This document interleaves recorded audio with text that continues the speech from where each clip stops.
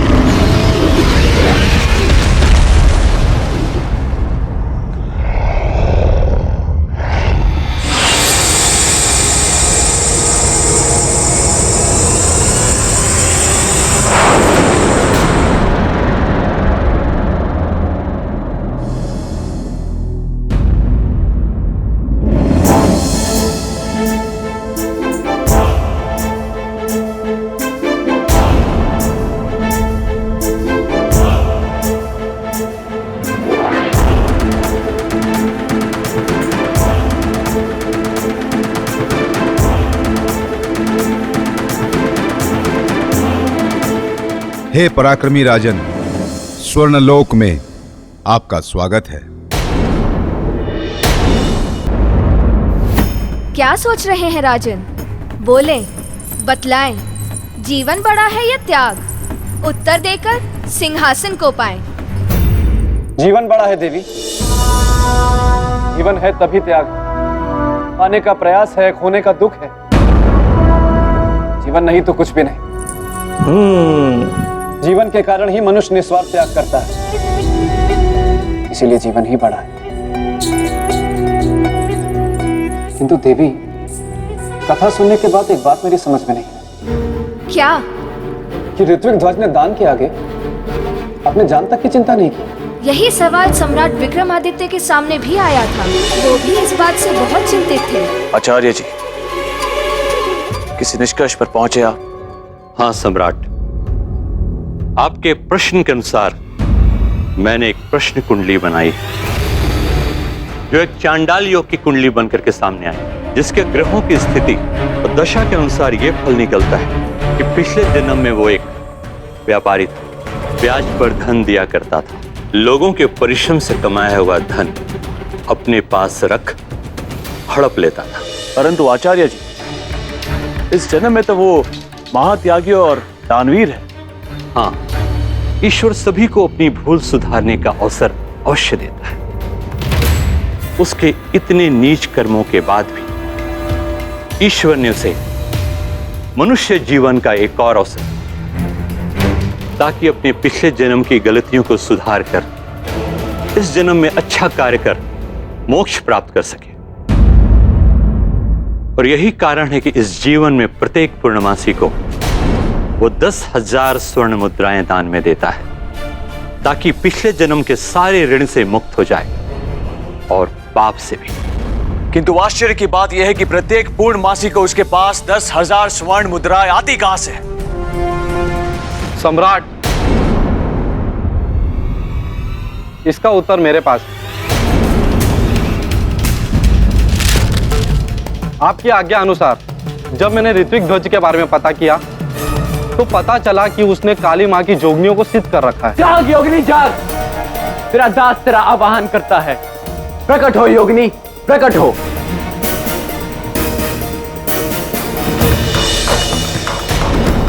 और वही जोगनियां उसे भयंकर यातनाओं के बदले प्रत्येक पूर्णिमासी को हजारों स्वर्ण मुद्राएं देती। प्रकट हो देवी, प्रकट हो, प्रकट हो देवी, प्रकट हो।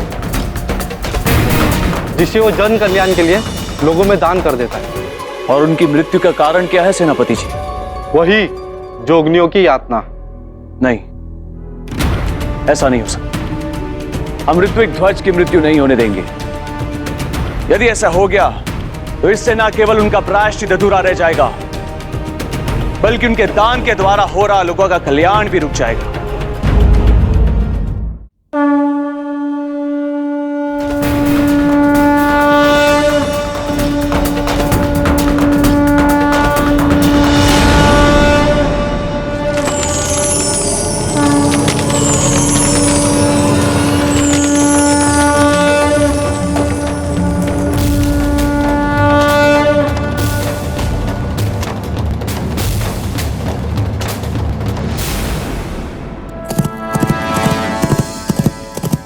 प्रणाम देवी। ऋत्विक ध्वज, हमने तुम्हें मना किया था ना कि धन के लिए मत आना यहाँ। तुम फिर भी आ गए, ये जानते हुए कि तुम्हारा जीवन संकट में पड़ सकता है। मुझे अपने जीवन की चिंता नहीं है देवी, मुझे चिंता है दूसरों के जीवन की, उनकी समस्याओं की। कृपा करके आप मुझे धन दीजिए ताकि मैं उस धन से लोगों का भला कर सकूं। तुम धन प्राप्ति की शर्त जानते हो ऋत्विक ध्वज। क्या हमारे 100 कोड़ों का प्रहार सह भी पाओगे? मैं उसके लिए तैयार हूं देवी।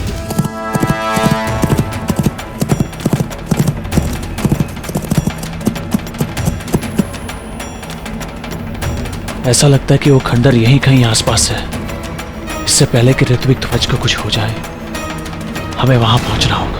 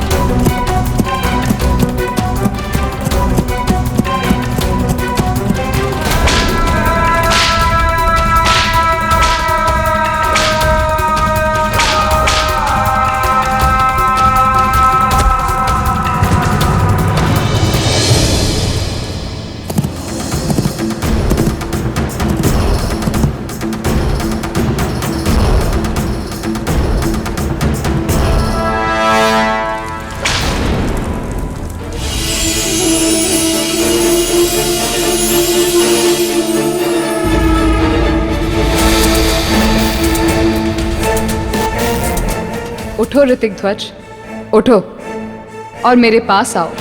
स्वर्ण मुद्राओं की पोटली लो।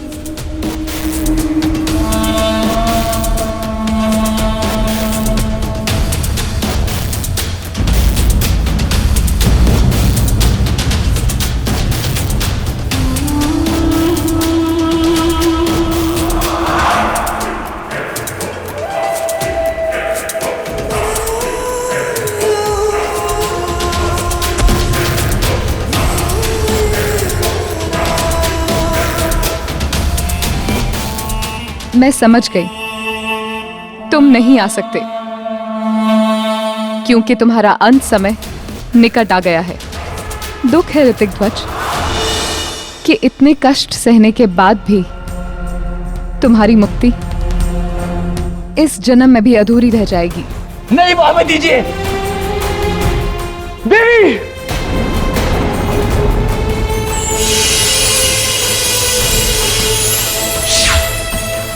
नहीं,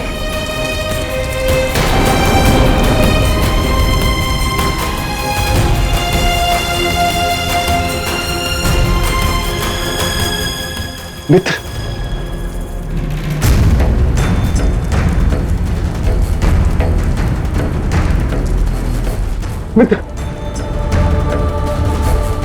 मित्र चिंता मत करो, हम आ गए।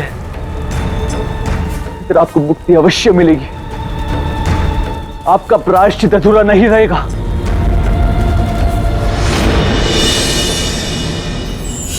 किस सोच में डूबे हैं राजन? सोच रहा हूं कि ऋत्विक ध्वज के दोनों जीवन व्यर्थ चले गए। ना तो उसके पिछले जन्म के पापों का प्रायश्चित हुआ और न इस जन्म में उसे मुक्ति मिली। बहुत दुर्भाग्यशाली रहा ऋत्विक ध्वज। ऐसा मत कहिए राजन। तो और क्या कहूं देवी? ऋतिक ध्वज सौभाग्यशाली व्यक्ति है जिन्हें चक्रवर्ती सम्राट विक्रमादित्य जैसा मित्र मिला। अब उनकी मुक्ति में कोई बाधा सामने नहीं आएगी। सम्राट स्वयं उन्हें स्वर्ण देकर उनका कार्य पूरा कर देंगे। क्षमा करिएगा देवी, लेकिन ऐसा करने से ऋत्विक ध्वज को मुक्ति नहीं मिलेगी। क्यों? क्योंकि मुक्ति का मार्ग त्याग से होकर जाता है और असली त्याग वो कहलाता है जो अपने परिश्रम और कष्ट से कमाए हुए धन को लोगों में बांटा जाए। दूसरों से धन लेकर बांटना त्याग नहीं कहलाता देवी। बिल्कुल सही। देवी क्षमा कर दीजिए, देवी क्षमा कर दीजिए, देवी क्षमा कर दीजिए, देवी कृपया मुझे क्षमा कर दीजिए। देवी, इससे पहले कि मैं अपने मन में उठ रहे प्रश्न के बारे में आपसे पूछूं, यदि आप उचित समझें तो बेताल को आप सामान्य कर दें।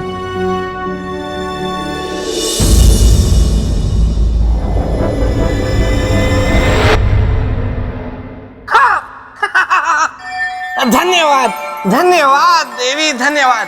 राजन, मैं आपसे बहुत प्रसन्न हुआ हूं और मुझे यह विश्वास हो गया कि उज्जैनी की प्रजा बहुत भाग्यवान है कि उन्हें आप जैसा राजा मिला।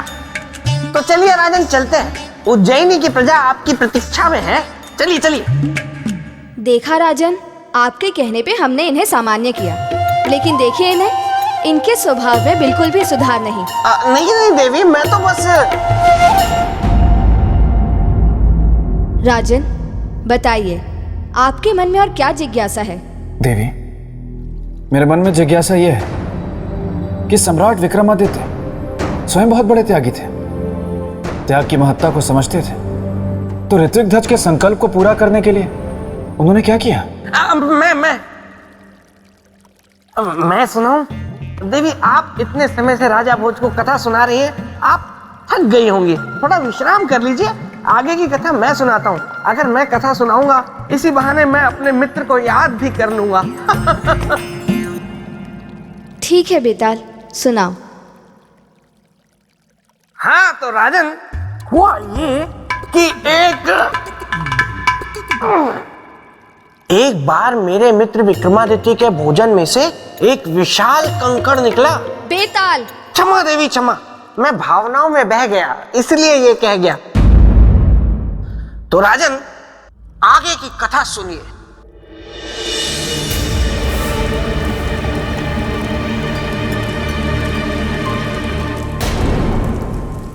रुक जाओ।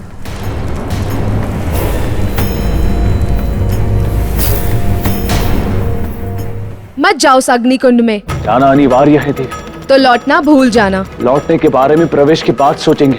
इतनी प्रिय है मृत्यु? मृत्यु प्रिय नहीं है देवी। मित्र का जीवन प्रिय है और प्रिय है उन्हें दिया हुआ वचन। आपसे एक विनती है देवी, जब तक हम लौट कर ना आए, हमारे मित्र के जीवन की रक्षा करना। किंतु एक बात याद रखना राजन, कि आपको कल के सूर्यास्त से पहले वापस आना है, क्योंकि ऋत्विक ध्वज का जीवन कल सूर्यास्त तक ही है। सूर्यदेव तब तक अस्त नहीं होंगे जब तक हम लौट कर नहीं आएंगे। यह हमारा संकल्प है। हमारे लौट कर आने तक ऋत्विक ध्वज को जिंदा रहना ही होगा।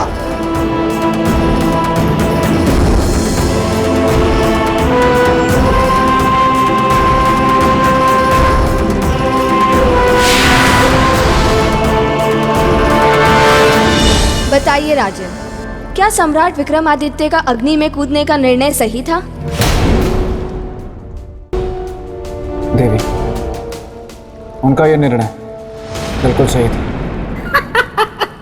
ये कहना बहुत आसान है राजन, क्योंकि समस्त संसार ये बात जानता है कि मेरा मित्र विक्रमादित्य कभी गलत निर्णय लेता ही नहीं था।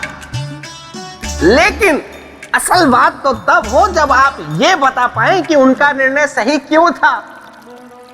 उनका निर्णय सही इसलिए था कि ऋत्विक ध्वज को उन्होंने अपना मित्र माना था और अपने मित्र के प्राणों की रक्षा करना एक उचित निर्णय था।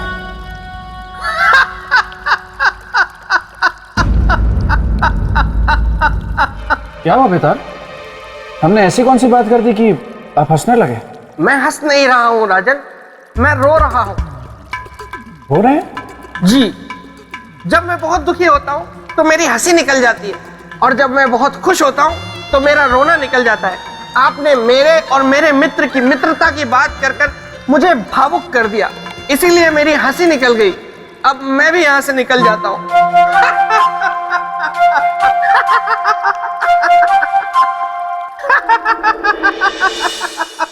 बताइए राजन, क्या सम्राट विक्रमादित्य का अग्नि में कूदने का निर्णय सही था या गलत? बिल्कुल सही था। अपना जीवन संकट में डालकर। हाँ देवी, संकट पर विजय पाने के बाद जो सुख और शांति का एहसास होता है वो किसी यज्ञ में करने वाली आहुति से कम नहीं होता, क्योंकि उन्हें यह ज्ञान था कि वो अग्निकुंड मात्र एक अग्निकुंड नहीं, किसी लोक का प्रवेश द्वार है जहां से उन्हें स्वर्ण पोटली प्राप्त होगी। भला ये कैसे जान गए वो? अग्निकुंड में देवी के प्रकट होने से, क्योंकि जब कोई आता है तो किसी न किसी द्वार से ही आता है।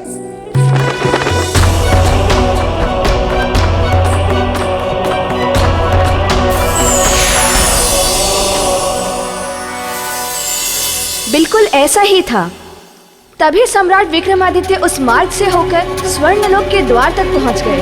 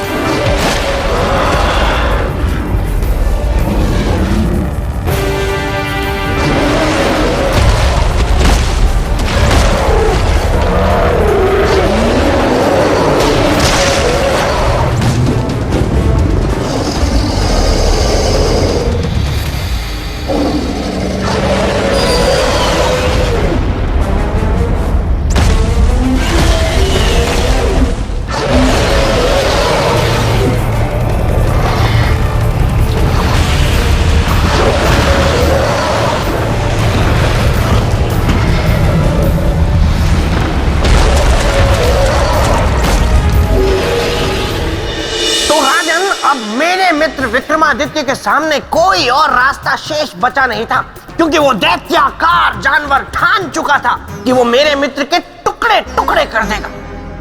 फिर क्या हुआ देवी? राजन, सम्राट विक्रमादित्य को महापराक्रमी ऐसे ही नहीं कहते। उन्होंने भी उस दैत्याकार जानवर का डट के सामना किया।